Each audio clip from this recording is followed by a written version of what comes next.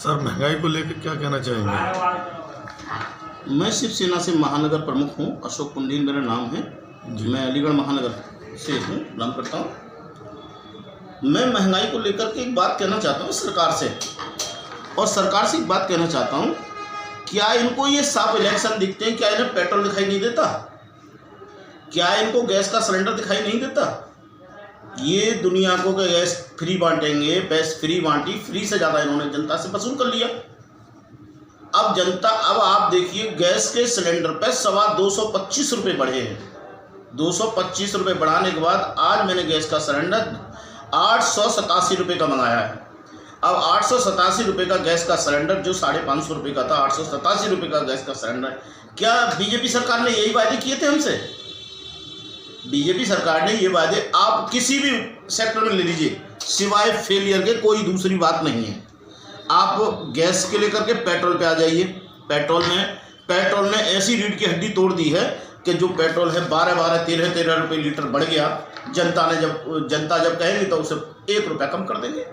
इस सरकार ने जिस कदर जनता को बर्बाद किया, कोरोना काल से लेकर के आज तक आ जाइए आप। कोरोना काल में महानगर में 7 विधायक हैं बीजेपी के। 7 विधायकों में से किसी भी एक विधायक का नाम बताइए, किसी का भी मैं बता रहा हूँ, एक भी व्यक्ति ने किसी गरीब की मदद की है? आज बताइए, इस टाइम आज भी पोजीशन बता रहा हूँ। आ जाइए, दाल, सब्जी, चीनी, चावल। दाल पे 10 से 15 रुपये प्रति किलो इस तरह बढ़ाया हुआ है जैसे कि ये कोई वहाँ से कोई हम इतने पैसे वाले लोग हों ताकि हमारा जो बच्चे पल जाएं। आज हम बच्चों के सामने जब जाते हैं तो बच्चे कहते हैं कि आज पापा आए होंगे, फलानी चीज़ लाए होंगे। महंगाई ने वो कमर तोड़ी है भाई साहब कि इस गवर्नमेंट ने, यूँ कहते हैं ना कि बिल्कुल चंदा तारे दिखा दिए हमें। अब आ जाइए, हम तो एक आम जनता के व्यक्ति हैं। किसान जो पूरे देश की, क्या पूरी अर्थव्यवस्था की, पूरे भारतवर्ष की रीढ़ की हड्डी है, आज भाई साहब 200 किसान मर चुका है धरना प्रदर्शन करते हुए। सरकार पे कोई सॉल्यूशन नहीं निकलता इसका। सरकार इतनी नकारा हो चुकी है कि उससे सॉल्यूशन नहीं निकालना चाहती। वो सड़कों पे पड़े हैं। आज देश के जो है, हमारे यहाँ की देश की अर्थव्यवस्था का ये हाल कर दिया है कि आज किसान एक भूखा सड़कों पे पड़ा है।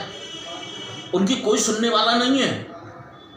हर चीज़ इन्होंने, देखिए, रेलवे का टिकट 5 रुपये से 10 रुपये का आता था, आज 50 रुपये का है।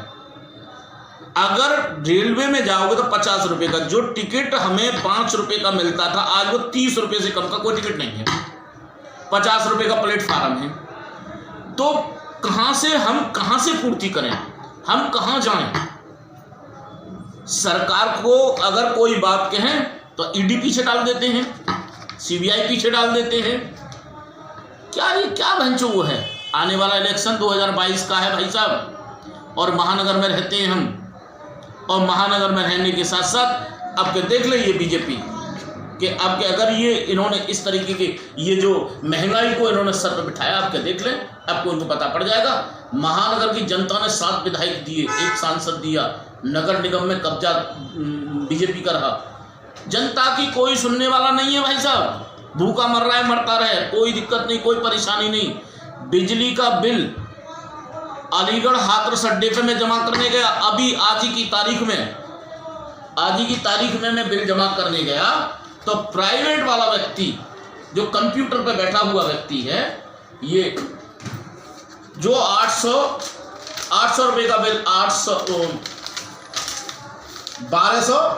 1290 रुपये का बिल, वो कितने मांग रहा था? वो मांग रहा था मुझसे 1700 रुपये। मैंने कहा बिल कितने का? तो उसने मुझे साइड में खड़ा कर दिया। साइड में खड़ा करने के लिए कह रहे आप रुके रहिए। अपनी जेब से उसने पैसे निकाले, अपनी जेब से निकालने के बिल निकाले, जो मोहल्ले से इकट्ठा करके लाया, वो उसमें जमा कर रहा था। जो पैसे बच रहे थे वो अपना पॉकेट में रख रहा था। मैंने इस बात को कहने के लिए अधिकारियों से भी वहाँ कहा, मैंने कहा ये प्राइवेट, ये जनता को इस तरह से प्रताड़ित कर रहे हो आप लोग, क्या इसका कोई इलाज नहीं है? तो महोदय जेई महोदय वहाँ बैठे हुए थे, उन्होंने उसको कोई भी नज़रअंदाज, मेरी बात को नज़रअंदाज कर दिया।